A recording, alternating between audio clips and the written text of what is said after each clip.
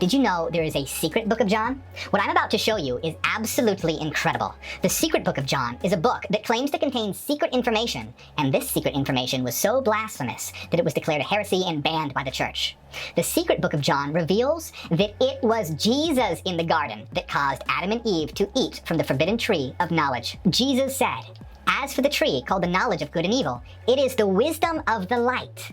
They commanded him not to eat from it. However, I caused them to eat." The connection between Christ and Lucifer here is crystal clear, and you can see why this made the church so angry. But it's about to get even more intense. Here, we have another clear connection between Jesus and Lucifer as well as with light. But you might be wondering, why would Jesus cause them to eat from the tree of knowledge and go against God's command? That brings us to our next connection, because like Lucifer, Jesus wants to overthrow God. Get ready, because there's a mountain of evidence that says just that. Now, does that sound crazy? According to the secret gospel of John, God is not the true God at all. He's a liar, a deceiver. The true God is actually a pure divine mind that exists in and emanates a realm of light called the pleroma.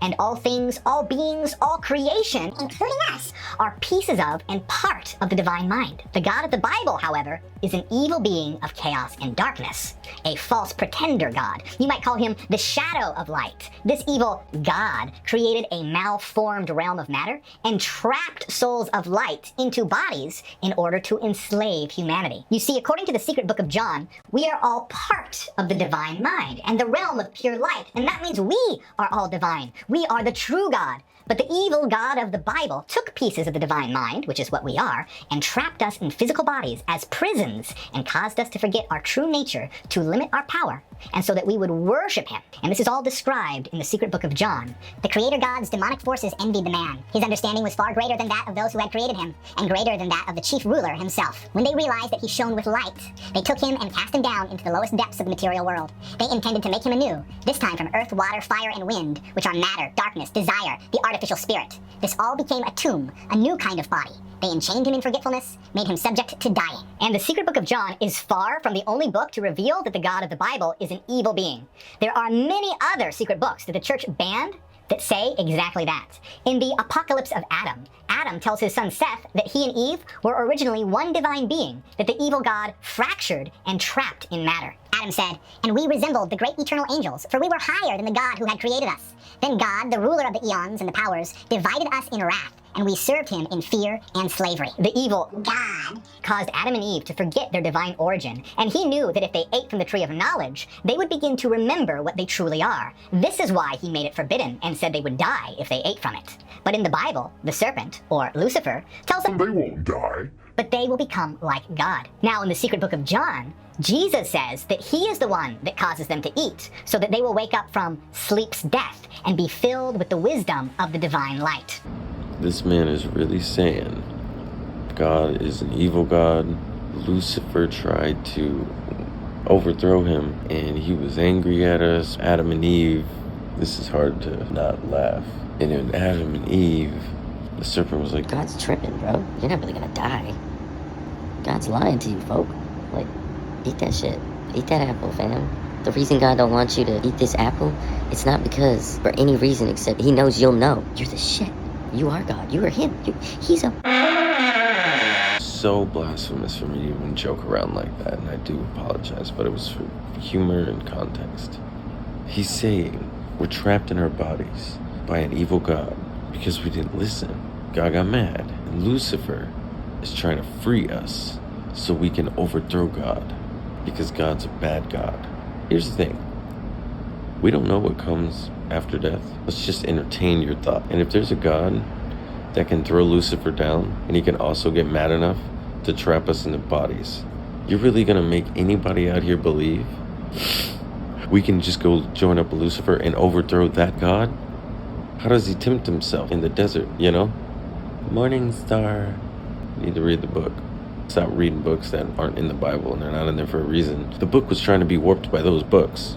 A reason a lot of those books never made it into the publishing. It's not because we're suppressing the truth from the people.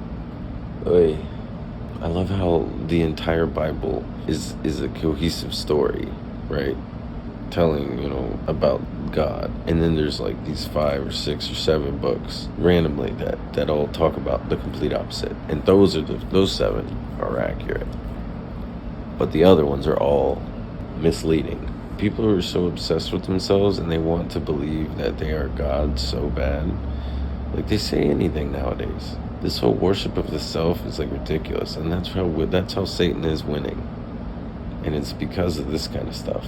According to many of these books banned by the church, Jesus Christ isn't the son of the evil creator God. He's the son of the true God, meaning that he's one of the emanations or forms of the true God, as we all are, but we forgot our divine nature. He's a messenger from the true God, the divine mind, the realm of pure light.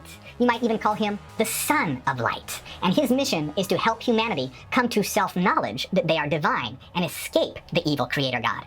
Jesus is a light bringer sent to get humanity to realize that they are the true God and to end the rule of the evil creator God. This is extremely close to the Bible's description of Lucifer, the morning star and light bringer, the son of the dawn, or son of light, that desired to overthrow the God of the Bible and bring humanity the message that they could be like God if they ate from knowledge. Could it be that Lucifer is actually the good guy here, and the church just wants to portray anything and anyone that says you are God as evil, so they can maintain their power?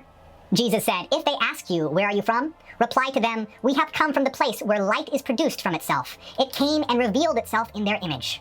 When you come to know yourselves, then you will become known, and you will realize that it is you who are the sons of the living Father. Explain why there is such a huge difference between the Old Testament God and Jesus Christ of the New Testament. The God of the Bible is a jealous, vindictive war machine, even in terms of what's described in the Bible. He drowns the entire world in the flood described in the book of Genesis. He accepts Jephthah's daughter as a burnt virgin sacrifice, and he has all the male firstborn children and animals of Egypt killed to intimidate the Pharaoh. He is obsessed with death and violence. And remember, all that comes from the Bible itself, not the banned books. But Jesus is the complete opposite. Why is the God from the Old Testament so much different from Jesus?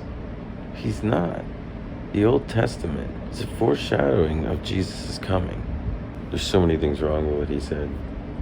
The Old Testament shows how God in the beginning has loved us and given us the freedom to choose him. But we choose the tree of knowledge. We choose pleasure. We choose ourselves over him. Through Jacob, through Isaac, they always were given the blessing from God, and we screwed it up. Humanity is wicked. Jesus was not this hyper-tolerant God. When he went in the New Testament, like, he was pissed off. He was in pain, he was hurting. So flawed what this guy's saying, like, the God of Jacob, the God of Isaac. Why would he say that if it was a different God? If he's Lucifer? This is where knowledge can be risky, and as somebody who it's absolutely a guilty pleasure of mine, which is just to study. I like to learn things, I like to know things. I've looked into a few of the books he's talking about. I've listened to like half of the audiobook for that book of Enoch. And one thing that just my mind and in my spirit always do is they do try to take an unbiased position. If there's all these other books in the Bible, then there's 7 that didn't make it. Why would those 7 be the real Bible, and then the rest of these books are all lies, or it's the opposite side? I can understand the argument. It doesn't add up when you read it contextually. The Bible is one cohesive story. That was the whole point of Isaac and the mountain, the angel stopping him from killing his own son. That was the whole point, because it was God saying, you had enough faith, enough fear, enough love of God to trust. You didn't even question it. God blessed him. God came down as a man who was perfect, who was righteous, who was holy. He did everything we were supposed to do, and he atoned for our sins. You're not going to overthrow this God. You can be like, oh, he's so mean. He's so mean? Who are you? Anyway, I just thought this was pretty ridiculous, and I just wanted to comment on it. So, until next time.